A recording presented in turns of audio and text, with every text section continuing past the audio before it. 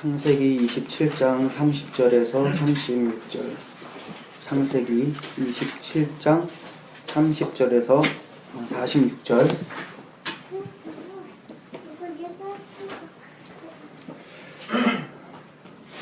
제가 한 절, 여러분들 한 절 교독하시고 마지막은 합독하도록 하겠습니다. 이삭이 야곱에게 축복하기를 마침에 야곱이 그의 아버지 이삭 앞에서 나가자 곧 그의 형 에서가 사냥하여 돌아온지라. 그가 뱀을 만들어 아버지에게로 가지고 가서 이르되 아버지여 이리로 나서서 아들이 사냥한 고기를 잡수시고 마음껏 내게 축복하소서. 그의 아버지 이삭이 그에게 이르되 너는 누구냐? 그가 대답하되 나는 아버지의 아들 곧 아버지의 맏아들 에서로소이다.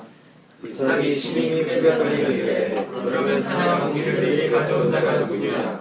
내가 오기 전에 내가 다 먹고 그를 위하여 축복하였은즉 그가 반드시 복을 받을 것이니라. 에서가 그의 아버지의 말을 듣고 소리내어 울며 아버지에게 이르되 내 아버지여 내게 축복하소서 내게도 그리하소서. 이삭이 이르되 내 아우가 와서 속여 내 복을 빼앗았도다. 에서가 이르되 그의 이름을 야곱이라 함이 합당하지 아니하니까 그가 나를 속임이 이것이 두 번째입니다. 전에 나의 장자의 명분을 빼앗고 이제는 내 복을 빼앗았나이다. 또 이르되 아버지께서 나를 위하여 빌 복을 남기지 아니하셨나이까. 이삭이 에서에게 대답하여 이르되 내가 그를 너의 주로 세우고 그의 모든 형제를 내가 그에게 주었으며 곡식과 포도주를 그에게 주었으니 내 아들아 내가 네게 무엇을 할 수 있으랴. 에서가 아버지에게 이르되 내 아버지여 아버지가 빌 복이 이 하나뿐이니까 내 아버지여 내게 축복하소서 내게도 그리하소서 하고 소리 높여 우니. 그 아버지 이삭이 그에게 대답하여 이르되 내 주소는 땅의 기름짐에서 멀고 내 때는 하늘 이곳에서 멀 것이며 너는 칼을 믿고 생활하겠고 내 아우를 섬길 것이며 내가 매임을 벗을 때에는 그 멍에를 내 목에서 떨쳐버리라 하였더라. 내 아버지가 야곱에게 축복한 그 축복으로 말미암아 에서가 야곱을 미워하여 심중에 이르기를 아버지가 복할 때가 가까웠은즉 내가 내 아우 야곱을 죽이라 하였더니. 맏아들 에서의 이 말이 리브가에게 들림에 이에 사람을 보내어 작은 아들 야곱을 불러 그에게 이르되 내 형 에서가 너를 죽여 그 한을 풀려 하니. 내 아들아 내 명을 따라 일어나 하나님으로 가서 내 오라버니 라반에게로 피신하여 내 형의 노가 풀리기까지 몇 날 동안 그와 함께 거주하라.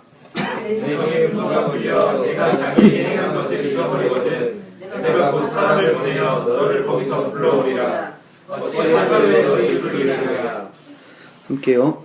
리브가가 이삭에게 이르되 내가 햇사람의 딸들로 말미암아 내 삶이 싫어졌거늘 야곱이 만일 이 땅의 딸들 곧 그들과 같은 햇사람의 딸들 중에서 아내를 맞이하면 내 삶이 내게 무슨 재미가 있으리까. 아멘.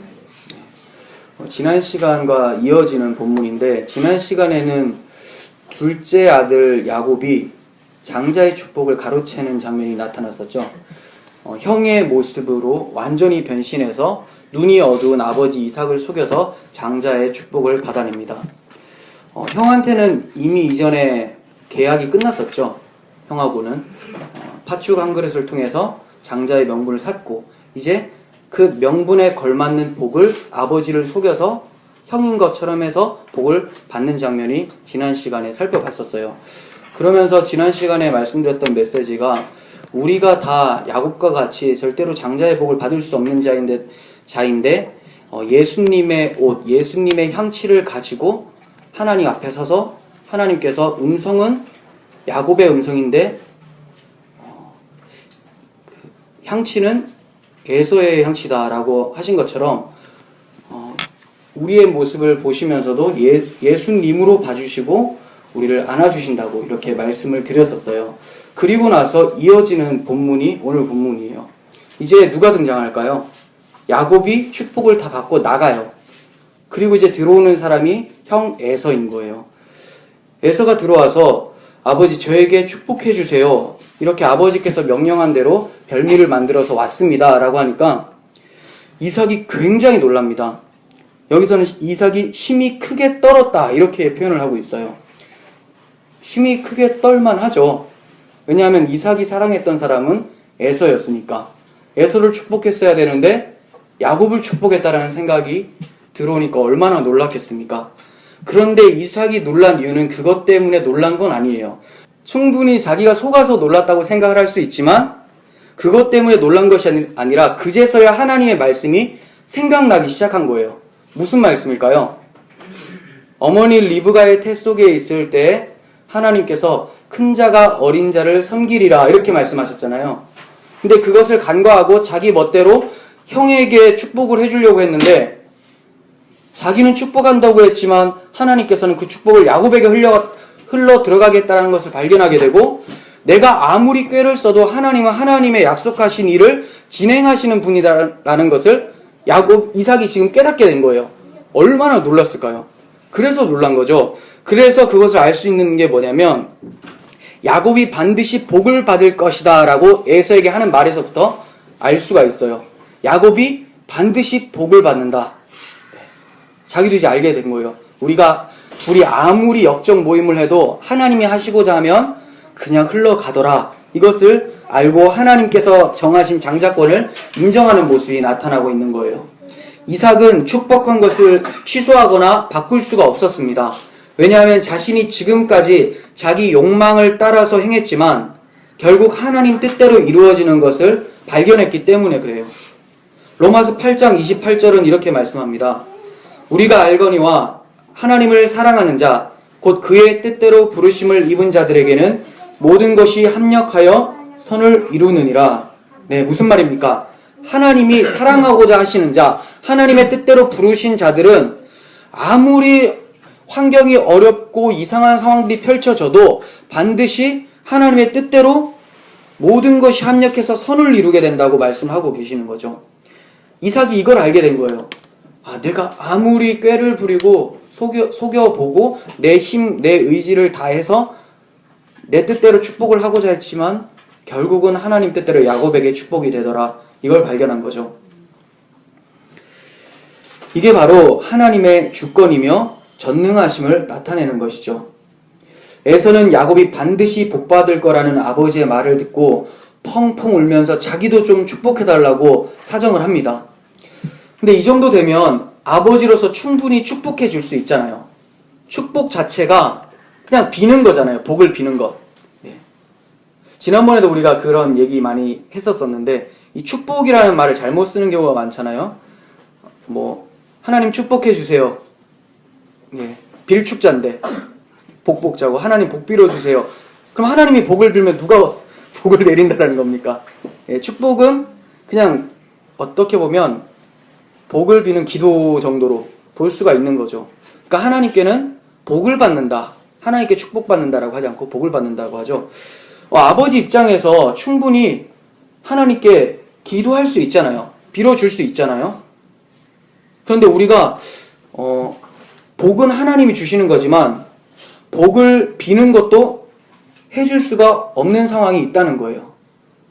복은 하나님이 주시는데 복 비는 것조차도 마음대로 빌 수 없다라는 것을 알게 돼요.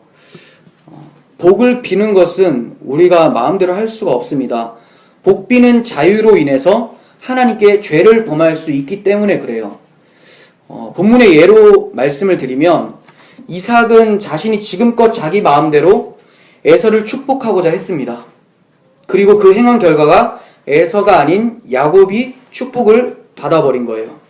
이것으로 인해서 이삭은 자신이 지금껏 하나님의 약속에 대적하고 있었다는 것을 깨닫게 된 거죠. 그러한 시점에서 또다시 하나님의 뜻에 대적할 수가 없었던 거예요. 하나님은 야곱을 축복하겠다라고 분명히 말씀하셨는데 자기가 지금껏 하나님을 대적하면서 에서를 축복하려고 했던 게 드러난 거잖아요. 이걸 깨달은 시점에서도 그럼에도 불구하고 내가 에서를 축복하겠다. 그러면 완전히 하나님의 뜻을 대적하는 게 되기 때문에 더 이상 할 수가 없었던 거죠. 하나님께서는 야곱을 축복하도록 만들어 버리실 때에 에서를 더 이상 축복할 수 없도록 만들어 버리셨어요. 야곱에게 한 축복의 내용을 보시면 27장 29절인데 만민이 너를 섬기고 열국이 내게 굴복하리니 내가 형제들의 주가 되고, 여기에는 에서가 포함이 되죠. 내 어머니 아들들이 내게 굴복하며 너를 저주하는 자는 저주를 받고 너를 축복하는 자는 복을 받기를 원하노라. 이렇게 말했어요. 이거는 절대적 축복이 아니라 상대적 축복으로 얘기를 해버린 거예요. 네가 복을 받는데 어떤 복이냐면 형제들의 주가 되고 형제들을 다스릴 수 있는 복을 주겠다. 이렇게 얘기를 해버린 거죠. 그런데 그 형제를 어떻게 축복을 해요? 남는 거는 뭐밖에 없어요? 반대급부밖에 남는 게 없는 거예요. 그런데도 이삭이 에서를 축복하게 되면 하나님께서 허락하신 야곱의 복을 거역하는 것이 됩니다. 그래서 이삭은 에서에게 축복을 할 때 불가피하게 야곱의 반대 개념만 축복할 수밖에 없었던 거죠. 말이 축복이지 저주죠. 왜냐하면 야곱이 형제들의 섬김을 받는다고 했는데 남는 거는 섬기는 것밖에 안 남았으니까 저주밖에 안 남은 거죠. 그러니까 축복이 복을 비는 거라고 해도 우리 마음대로 축복할 때 그것이 하나님의 뜻과 대치가 되면 죄가 된다는 것을 알아야 돼요. 예를 들면 하나님의 구원은 오직 예수 그리스도를 통해서 주어지잖아요. 그런데 이런 것과 같아요. 내가 내 마음대로 축복하면서 기도하기를 저 사람이 예수를 믿지 않지만 하나님의 구원을 받을 수 있도록 복을 주세요. 이게 기도는 마음대로 할 수가 있는데 지금 이 기도는 하나님의 계획과 뜻을 무시하는 기도가 되어버리는 거죠. 예수는 믿지 않지만 구원받을 수 있도록 해주세요. 그러면 하나님 당신 계획 다 부시고 내 뜻대로 해주세요. 이 얘기가 되는 거죠. 축복이라는 말을 기도로 바꿔서 생각하면 좀 쉽습니다. 기도할 때 내 마음대로 구해도 되는 것인가? 야고보서 4장 3절에서는 이렇게 표현합니다.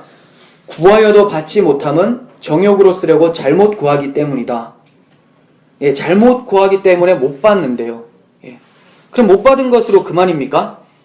정욕으로 쓰려고 구했던 그 마음, 정욕을 향했던 그 마음은 하나님 앞에서 어떻게 심판받을까요? 잘못된 거잖아요. 이게 죄라는 거죠. 그러니까 구하는 거는 마음대로 구할 수 있지만 하나님 앞에서 죄가 된다는 걸 생각할 때는 마음대로 구할 수가 없죠. 그래서 우리가 기도할 때 어떤 기도를 합니까? 하나님 뜻대로 기도할 수 있도록 해주세요. 아버지 뜻을 알 수 있도록 해주세요. 그걸 알려니까 성경을 묵상하고 늘 예수님과 동행하는 삶을 살 때 아버지 뜻대로 기도하게 되죠. 그렇지 않고는 눈 감고 기도하는 족족 다 에서를 축복하는 기도처럼 나가게 되는 거죠. 저 사람 예수 안 믿어도 구원해 주세요. 막 떼쓰는 기도를 하게 되는 거죠. 하나님의 섭리와 약속을 깨달은 이삭은 더 이상 하나님의 뜻을 거역할 수 없었던 것이고 거역하여 기도한다 해도 하나님의 뜻이 아니기 때문에 이루어지지 않는다라는 것을 깨달은 것입니다. 에서는 이삭에게 말하기를 아버지께서 나를 위하여 빌 복이 남아있지 않습니까? 이렇게 얘기를 합니다. 복은 하나님이 사랑하시는 자에게만 준다라는 것을 알아야 돼요. 아무에게 주는 게 아니에요. 에서는 자기 아빠가 복 빌어주면 다 들어온다고 생각을 했던 거죠. 근데 이삭은 아는 거예요. 내가 아무리 빌어줘도 하나님께서 사랑하지 않는 자를 복 주시지 않는다라는 것을 아는 거죠. 히브리서 12장 17절 보겠습니다. 너희가 아는 바와 같이 그가 그 후에 에서입니다. 축복을 이어받으려고 눈물을 흘리며 구하되 버림바가 되어 회개할 기회를 얻지 못하였느니라. 네, 하나님 앞에 버려졌다고 얘기를 합니다. 그런데 우리가 생각해 봐야 될 것은 에서가 과연 야곱이 그토록 원했고 또 받은 그 복을 원했는데도 이삭이 복을 빌어주지 않은 것인가? 다시 한번 말씀드릴게요. 에서가 그토록 원했던 그 복이 쉽게 말씀드리면 이거예요. 야곱이 원했던 그 복하고 같은 복인가? 그런 복을 구했음에도 하나님이 안 들어주신 건가? 이런 질문이라는 거예요. 장자의 명분과 복은 같은 선상에 있어요. 야곱이 장자의 명분을 그토록 바랬던 이유가 뭡니까? 하나님께서 선택하신 라인, 여자의 후손 라인, 예수께서 오실 계보를 이어가기 위해서 그것을 사모하는 마음에 장자권을 사랑했잖아요. 그리고 복으로 흘러간 것도 예수 그리스도를 통해서 주어질 그 복에 대해서 이삭이 축복해주는 것을 보게 되었었어요. 그런데 에서는 장자의 명분을 가볍게 여기고 팥죽 한 그릇에 팔아버렸었죠. 그러니까 에서가 구한 복은 야곱이 구한 장자의 복, 즉 메시아 언약이 아니라 세속의 복, 육신의 복이었다는 것을 알게 돼요. 그러니 그에게 빌어줄 복이 전혀 없는 거예요. 왜냐하면 성경에서는 복이라고 하는 것은 오직 메시아 그리스도를 통한 복밖에는 얘기를 하지 않는데 에서는 다른 복을 얘기를 하니까 빌어줄 수도 없는 상황이 된 것이죠. 그래서 에서가 구한 복에 딱 맞는 복을 주게 됩니다. 야곱이 받은 그 복 말고 에서가 구한 그 복을 허락하게 돼요. 40절 보세요. 너는 칼을 믿고 생활하겠고 내 아우를 섬길 것이며 내가 매임을 벗을 때에는 그 멍에를 내 목에서 떨쳐버리리라 하였더라. 자, 하나씩 보시면 칼을 믿고 생활하겠고 이렇게 얘기를 합니다. 칼을 믿는다. 즉 자기 힘, 세상의 가치관, 권력들 이것을 믿고 생활을 한다는 거예요. 그렇다 하더라도 어떻게 돼요? 내 아우를 섬긴다. 영적으로 보면 복음 전파를 막을 수가 없게 된다는 거죠. 에서는 비기독교 라인, 적그리스도 세력의 라인으로 서게 되고 야곱은 성도들의 라인으로 서게 되는데 이 에서가 세상 힘을 아무리 가져도 결국은 기독교를 박해해도 복음은 계속해서 뻗어나가게 된다는 것을 보게 됩니다.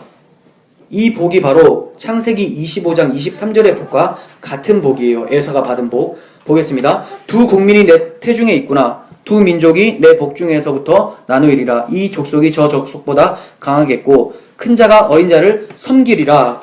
예, 이거죠. 큰 자가 어린 자를 결국은 섬기게 되는, 그러니까 야곱에게 흘러갔던 복하고 완전 반대되는 복을 에서가 받게 되는 거예요.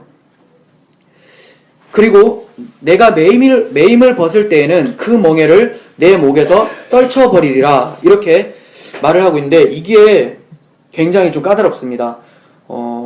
수많은 주석을 봐도 이 부분은 빼놨어요. 칼빈도 그렇고 다 생략을 해놨어요. 이게 좀 어렵거든요.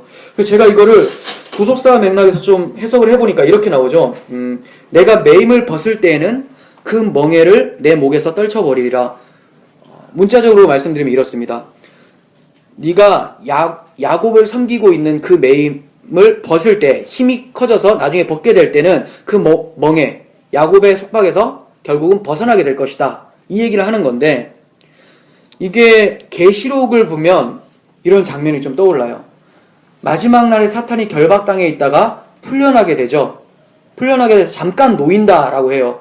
그러면서 기독교 박해가 극심해진다라고 말을 하죠. 그렇게 마지막 날에 사탄이 잠깐 풀려나는 것처럼 힘을 얻어서 그 세력이 강해지는 것 같은 시기가 있을 것을 설명하는 것으로 저는 보고 있습니다. 이렇게 세속의 복을 받아서 힘을 얻게 된 에서는 창세기 3장 15절에 뱀의 후손의 계열하고 굉장히 유사하다는 것을 발견하게 돼요. 그가 뱀의 후손, 즉 영적으로 하면 적그리스도 세력을 상징하는 것임을 보여주는 말씀이 41절에도 나타나고 있어요. 보겠습니다. 그의 아버지가 야곱에게 축복한 그 축복으로 말미암아 에서가 야곱을 미워하여 심중에 이르기를 아버지를 곡할 때가 가까웠은즉 내가 내 아우 야곱을 죽이리라. 이렇게 얘기를 하죠. 에서가 야곱을 미워하여 죽이리라고 한 것 자체가 이미 에서가 저주를 벗어날 수 없는 자라는 것을 알게 돼요. 아까 방금 여기서 뭐라고 했어요? 그 29절에서 야곱을 저주하는 자는 저주를 받게 된다. 이렇게 축복했잖아요. 그죠? 기억나시죠? 야곱을 저주하는 자는 저주를 받게 된다. 근데 지금 에서가 야곱을 저주하며 미워하고 죽이려고 하고 있어요. 당연히 이 사람이 저주 안에 있다라는 것을 드러내는 것이죠. 에서가 동생 야곱을 죽이려고 하는 이유가 뭐예요? 여기 보면 야곱에게 축복한 그 축복으로 말미암아 이렇게 얘기를 해요. 축복으로 말미암아. 그 축복이 뭐라고 말씀드렸었죠? 메시아 언약이었었잖아요. 그죠? 하나님의 택한 라인, 메시아 언약. 이와 같은 모습은 뱀의 후손으로 드러나게 된 가인에게서도 나타났었어요. 가인이 동생 아벨을 죽입니다. 왜 죽였습니까? 자기 재물은 하나님께서 받지 않고 자기도 받지 않고 동생 아벨과 아벨의 재물은 하나님께서 기쁘게 받으신 것, 그거 보고 몹시 분하여서 안색이 변했다고 얘기를 합니다. 그리고 들로 나가서 동생을 쳐 죽여버렸죠. 그 내용이 뭡니까? 아벨과 아벨의 제물을 받지 않은 것. 아벨은 창세기 4장에서 예수 그리스도의 예표로 등장을 하고 아벨이 드렸던 그 제물도 예수님의 희생을 상징하는 거였어요. 그런데 가인은 어떤 제물, 그 짐승의 희생을 상징하는 것으로 드리지 않았고 곡식 종류로 드리게 됐죠. 결국 메시아 언약을 붙잡지 않고 자기 힘으로 스스로 소산을 내어서 하나님께 드렸는데 그것이 받아들여지지 않고 아벨의 것은 받아들여지자 그것에 질투가 나서 동생을 죽이게 되는 거죠. 똑같아요. 메시아 언약에 질투를 느낀 거예요. 결국 뱀의 줄기는 헤롯 왕을 통해서 그리스도를 죽이려고 시도하게 되고 로마 당국과 유대 지도자들을 마지막에 가서 십자가에서 예수를 죽이게 만듭니다. 세상은 교회를 박해합니다. 그 이유는 그 축복으로 말미암아입니다. 그 축복으로 말미암아. 그 축복이 뭐라고 말씀드렸어요? 예수 그리스도를 통한 복, 메시아 언약. 그리스도인은 그리스도 때문에 고난을 받아요. 고난받는 것이 유익이죠. 아무나 고난받을 수 없기 때문에 그렇습니다. 그리스도 때문에 고난받는다면 그리스도 안에 있어야 되기 때문에 성도가 고난받는 것은 복인 거죠. 세상이 마땅히 그리스도를 박해한 것처럼 교회도 박해할 수밖에 없다는 것을 얘기해요. 결국 성도의 고난은 괴롭고 힘든 것 같지만 그 고난의 터널을 통과하면 주님의 사랑을 더욱 풍성하게 경험하는 것이 되어버립니다. 이 부분을 시편 119편 71절에서 얘기를 합니다. 고난당하는 것이 내게 유익이라 이로 말미암아 내가 주의 율례들을 배우게 되었나이다. 네, 성도는 고난받을 때 괴롭지만 그 고난 속에서 하나님을 발견하면서 주의 율례들, 주의 사랑을 깨달아 알게 됩니다.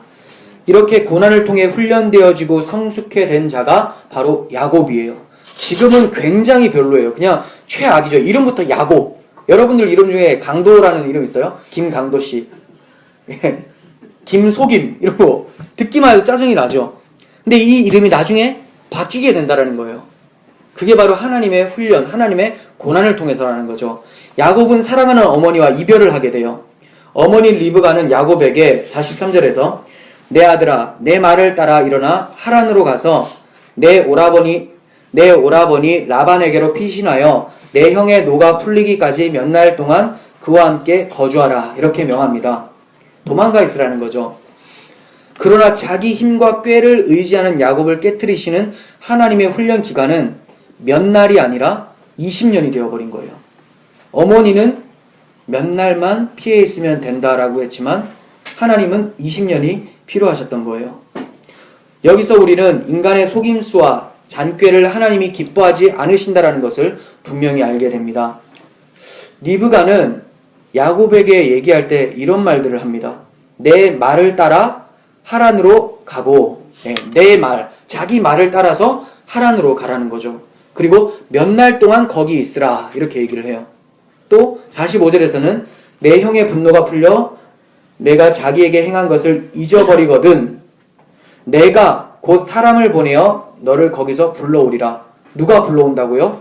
리브가 자신이 불러오겠다. 기다리고 있어라. 내가 보내고 내가 불러오겠다. 그리고 며칠이면 된다. 다 자기가 정해놨어요. 물론 리브가는 옛날부터 그랬었잖아요. 속일 때부터 야곱에게 모든 것을 다 해줬었어요. 여기서도 리브가의 주체성을 보게 됩니다.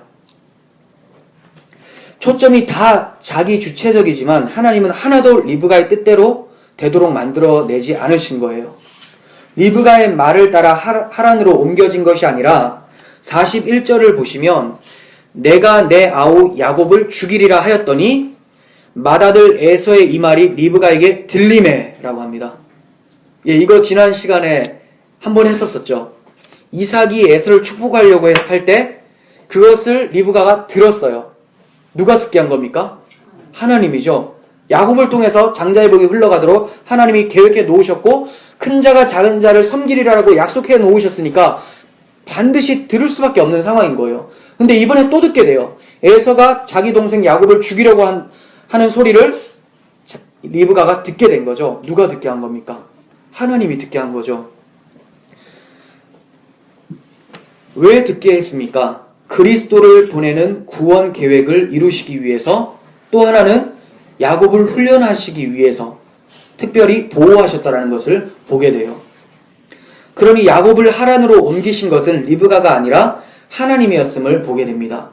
그리고 라반의 집에서 20년 후에 많은 자식들과 첩과 아내를 거느리고 나오게 할 때도 하나님께서 나오게 하는 것을 보게 되는 거예요.